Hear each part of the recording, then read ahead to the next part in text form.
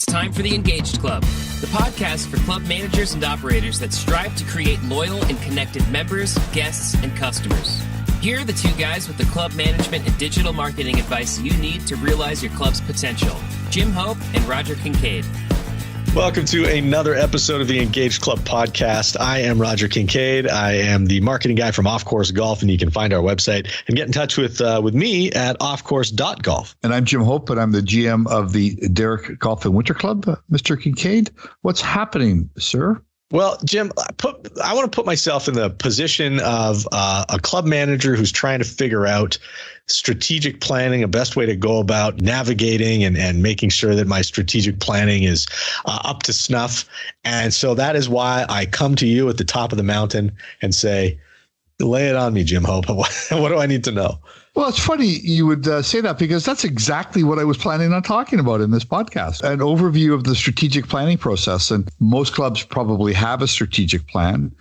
Most clubs would probably not be using their strategic plan. So we'll try and maybe even leave a couple of tips at the end for how to keep it alive.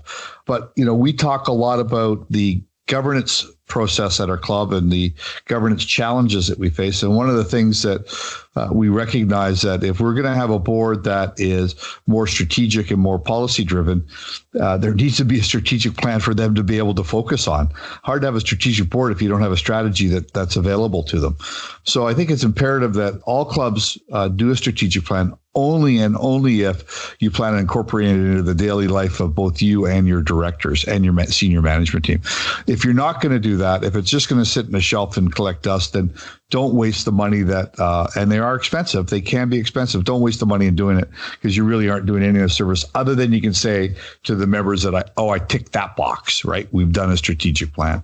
So if you're going to do one, you know, it's going to involve, you and your board, probably with a facilitator that's going to come in from the outside, and they're going to talk to you about your vision, your mission, and your values. If you don't have a vision statement or a mission statement or a value statement, they're going to help you create one. And if you have one, they're going to make sure that it's still relevant and current today, and relevant and current to maybe what your brand is now, because branding is something that is also part of the strategic planning process. So they're going to make sure that you have it, you're living it. It's important, and you may even talk some strategies during that discussions on how you can bring it more to life at your club, how you can bring the vision in front of your members more, how you can bring it in front of the senior management team more, how you can bring the mission statement in front of the frontline staff so that it becomes something that they understand, that they start to live. Because if you can live your mission on a daily basis, then there's a really good chance you'll fulfill your vision, which of course is your longer term look at where you want to be as a club. You know, you're going to want to include your value statement with that, because it's imperative that you have a foundation, that you've got a foundation that you live by, that you don't waver from. That is the one thing that you always go back to. If you're wondering what the decision is going to be, and you've got a difficult decision to make, you go back to your value statement to see, and that'll answer for you what that decision is going to be. Now, from that, you're going to walk through and do what used to be called a SWOT analysis, which was your strengths, weaknesses, opportunities, and threats. Still can do one of those. Well, the SWOT analysis has been enhanced these days to become more of a SOAR, which talks about strength, opportunities, aspirations, and results. So you are analyzing sort of different aspects of the operation today, where you want to be, what opportunities or what challenges that you have in front of you. And you also want to look at, if you're doing a SWOT, what those threats are out there that you need to be aware of, and you might need to navigate by. And if you're doing a SOAR, the last thing you're going to look at is the results. So what are the measurables and what are the tangible outcomes that I'm looking for from the team in order to make sure that we're being successful? You know, it's going to lead you into doing an in-depth, a long-term strategy a survey with your members. You know, that's going to include food and beverage, golf course and operations, and maintenance.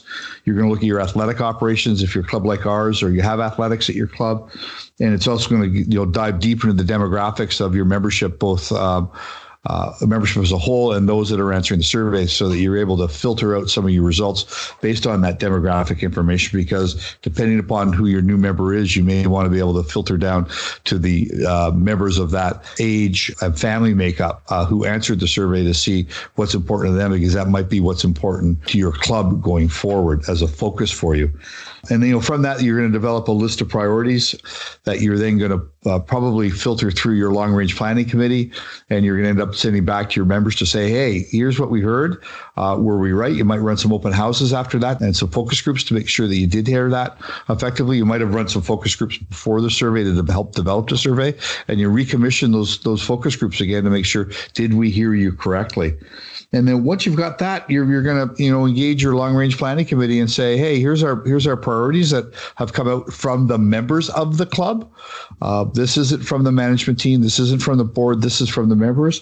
And you'll charge with that long range planning committee to develop an implementation strategy, including how obviously at the end of the day, which is the most important of it all, how the hell are we going to pay for all of this? Because none of what's going to be on that list is free.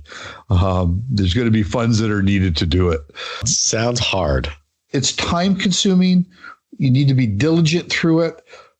It's easy to lay a very clear roadmap of what you want to do. You may have already done it, so you're just, maybe just doing parts of it again because you just need to renew the strategic plan that you already have. But it's imperative if you're going to give yourself a foundation of where your club is headed. So, we talked about, the shotgun approach in marketing. Well, you don't want a shotgun approach in, spending millions of dollars of your club to enhance the facilities for nobody because you didn't ask anybody what they wanted, and instead you're doing it for a small group of members who are influential at the club as opposed to the big group of members who use the club. So, one of the things you want to do, and we talked at the beginning of this, was how do you keep it alive? It's great to do this, and then it's great to put it on a shelf and say that you've got it done and you can tick the box. But the key is to keep it alive. And I think one of the best ways to do that is to make sure that it's part of your board orientation and as part of your board retreat that you do on an annual basis, that a good part of the day is spent on the strategic plan.